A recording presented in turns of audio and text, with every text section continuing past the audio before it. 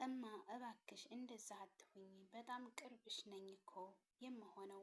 በፈለግነው ሰዓት መገናኘት እንችላለን። ደሴ ማለት እኮ የ20 ደቂቃ መንገድ ነው፣ ሩቅ አይደለም። ደግሞ አሁንስ የ2 ቀን ጉዞ ተጉዤ ተራርቀን የለ እማ፣ እንዳውም ደስ ሊልሽ ነው የሚገባው። እንባዋ እንባዬን ቢያመጣውም አብሬያት ከማልቀስ ማረጋጋትን መረጥኩ። አሰላሙ አሌይኩም ወራህመቱላሂ ወበረካቱ። ውድና የተከበራችሁ የቻናሌ ቤተሰቦች ሰላም ብያለሁ ሁላችሁንም። ለቻናሌ አዲስ ከሆናችሁ ላይክ፣ ሸር፣ ሰብስክራይብ በማድረግ አበረታቱኝ። የህልም ባሌን የተሰኘው ተከታታይ ትረካ ክፍል 10 ጸሐፊ ሰሚራ ሙሐመድ። ይሄንን ስናገር ለቅሶዋን አቆማ ሳቀች፣ ተረጋጋችም። በተረጋጋ መንፈስ ብዙ አወራን ከእናቴ ጋር። ንግግራችን ጨርሰን ስልኩን ዘግቼ ወደ አለሜ ደወልኩ። እኔ ቤተሰብ ጉዳይን ስላወቀ እፎይ ብዬ ደስ ብሎኛል። አለሜ ከሷሊህ ጋር በመተዋወቁ ደስ ብሎታል። እሱም ልክ እንደ ሷሊህ ተመችቶታል። ወንድሜና ባሌ ቀድመው ተዋውቀው በመደዋወላቸው ደስ ብሎኛል። ሽማግሌ እሁድ እንደሚልክ ነገረኝ።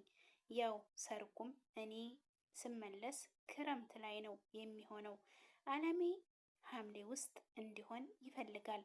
ከዚህ መቼ ትምህርት እንደምጨርስ በቁርጥ ቀኑ አላውቅም። ስለዚህ ነሐሴ መጀመሪያ ላይ እንዲሆን ሀሳብ አቀረብኩ። ቅር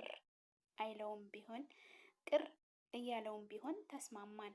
ግን አንድ ነገር ውስጥ የረበሸኝ ከአለሜ ጋር በአንድ ቤት ውስጥ በትዳር ተሳስረን መኖር ህልሜ ነው።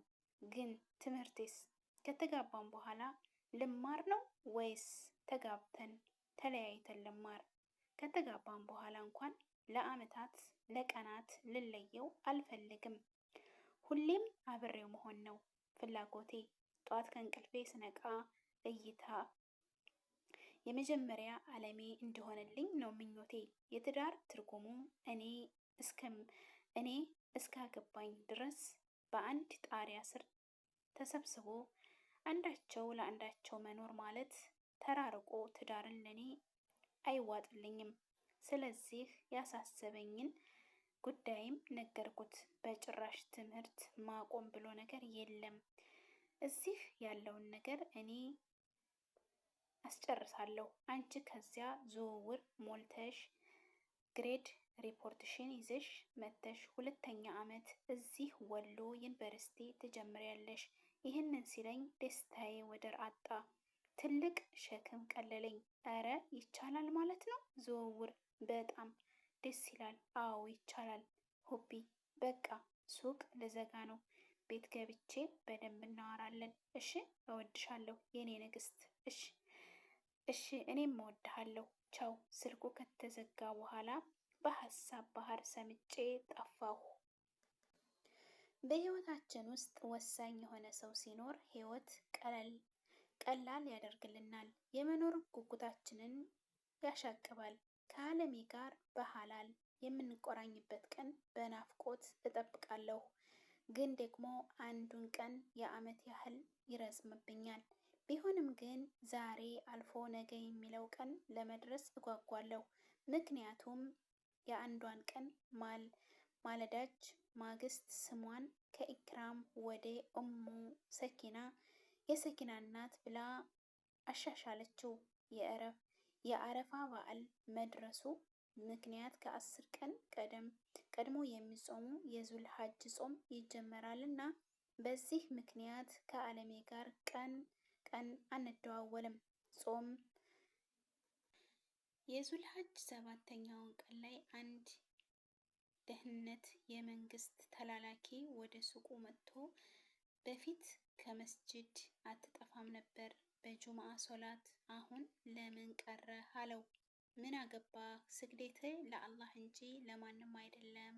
የትም ብሰግድ አያገባህም። ይሄ የአለሜ መልስ ነው። በእርግጥ መስጂዶች በጠቅላላ አህበሾች ነበሩ የሚሰግዱበት። አለሜ እባክህ ራስህን ጠብቅ። ምንም ቢናገሩ መልስ አትስጣቸው። አሁን ጊዜው የነሱ ነው። ምንም አትሆንብኝ። እኔ አልችልም አንተን ማጣት። እባክህ የምልህን ስማ እባክህ። ፍርሃት በተላበሰ የድምፅ ቅላጼ ለመንኩት። ሁቢ እንደዚህማ ፈሪ አትሁኚ። ይሄ እኮ የተፈጠርንበት ዓላማ ለአላህ መገዛት፣ በአላህ መንገድ ላይ ሲታገሉ መሞት የማይገኝ እድል ነው።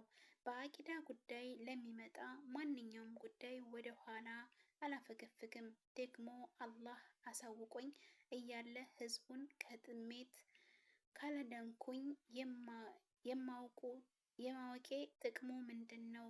ነገ በድኔ ከማንም ጋር አልደራደርም። ደግሞ ማንም ሊያስኮነብሰኝ አይችልም። አንቺም ብትሆኚ። ንግግሩ ንዴትና ቆራጥነት ይስተዋልበታል። ስለምወድህ ነው። ክፉህን ማየት አልሻም። ለዛ ነው የፈራሁት አልኩት። አትፍሪ የኔ ውድ፣ ምንም አይፈጠርም እሺ ብሎ በፈገግታ ፍርሃቴን ሊያስረሳኝ ሞከረ።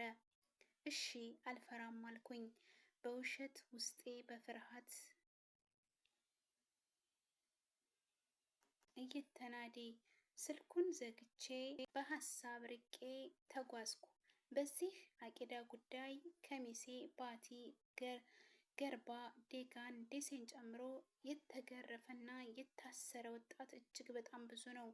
ግርፊያና እንግልት የበዛበት ወጣት እምቢ ለዲኔ ታጋይ፣ ዲኔን ጠባቂ ነኝ ያለም ሸፍቶ ከቤቱ እንደወጣ ቀርቷል። ልጆቻቸውን አምጡ ይግቡ በማለት ያልታወቁ እርማቸውን እንዳያወጡ መርዶ አልመጣላቸውም አሉ ብለው ተስፋን አይሰንቁ፣ አድራሻቸው አይታወቅ፣ የውሃ ሽታ ሆኖባቸው የልጅ ናፍቆት እሳት ውስጣቸው ተቀብሮ ረመጡ እያቃጠላቸው የሚኖሩ ወላጆች ቁጥራቸው ብዙ ነው።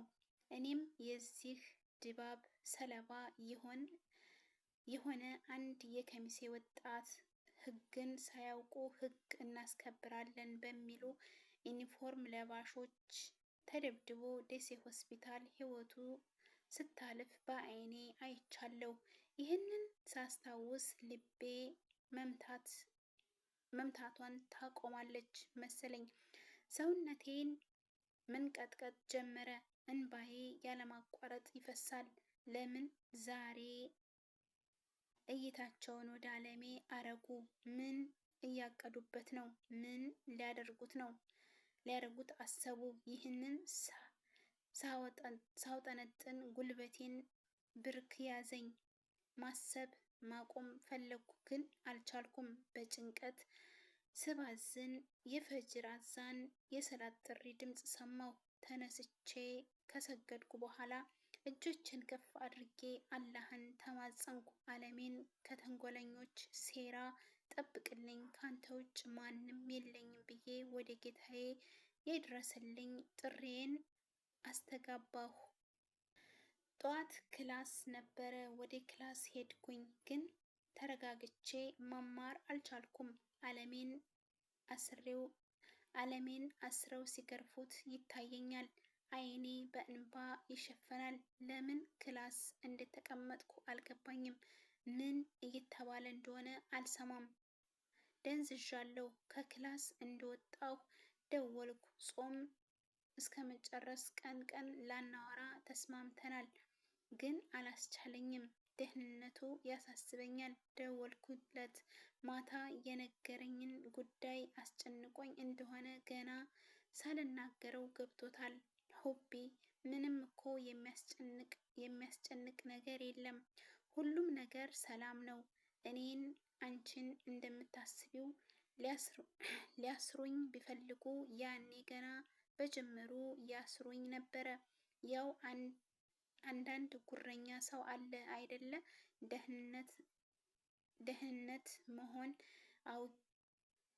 ደህንነት መሆኑን አውቄ እንዳጎበድድለት ፈልጎ አልተሳካለትም እንጂ ሌላ ምንም ችግር የለም። አታስቢ እሺ ሁቢ አለኝ። እንደዚህ ሲለኝ በጣም ተረጋጋሁ። ኡፍ አልሐምዱሊላህ። ታውቃለህ እንዴት እንደጨነቀኝ ጨንቆኝ እንደነበር የኔ ልዩ፣ በጣም ነው የምወድህ። ምንም እንድትሆንብኝ አልፈልግም። በጣም በጣም ስለምወድህ ማሬ። ማታ እናወራለን። አንቺም ጾም አቅጥን አሁን እያልሽው ማታ ትደግሚያታለሽ። እሺ ቻው። ድምፅ ስለሰማሁ ደስታም መረጋጋትም ተሰማኝ። አልሐምዱሊላ ብዬ በረጅሙ ተነፈስኩ።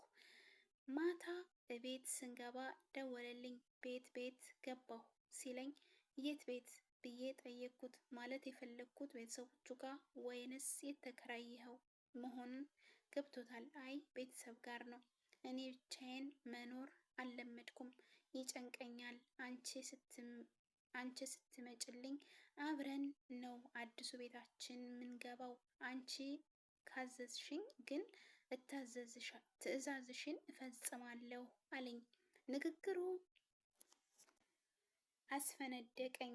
የቀኑን ንግግሬን አሁን እንድደግምለት ጠየቀኝ። በደስታ ደገምኩለት። በጣም ተደሰተ። ወደፊት አብረን ስለሚኖረን ህይወት፣ ስለምንወልዳቸው ልጆች ብዛት እያወራኝ ነገን በጉጉት እንድንጠብቅ አደረገኝ። ሁሉም ነገር በንፋስ ፍጥነት አልፎ ያቺ አብሮነታችን አንድ ብሎ የሚጀመርበት ቀን በደረሰ ብዬ ተመኘሁ። የአረፋ በዓል ዋዜማ ደረሰ። ግቢ እንደ ቤት አይሆንም። ሁሌም ቢሆን ግቢ እንደ ቤት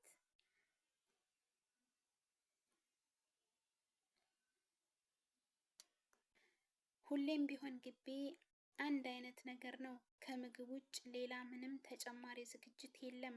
ከጀማአ ልጆች ጋር በዓሉን ለማክበር አስበን ነበረ። የዶርም ልጆች አራታችን ሙስሊም ነን፣ ሁለቱ ናቸው ክርስቲያን። የወዲት ለምን እዚሁ ዶርም ውስጥ አናከብርም በዓል አናስመስለውም ስላለች እዛው አንድ ላይ ልናከብር ተስማማን። የበዓል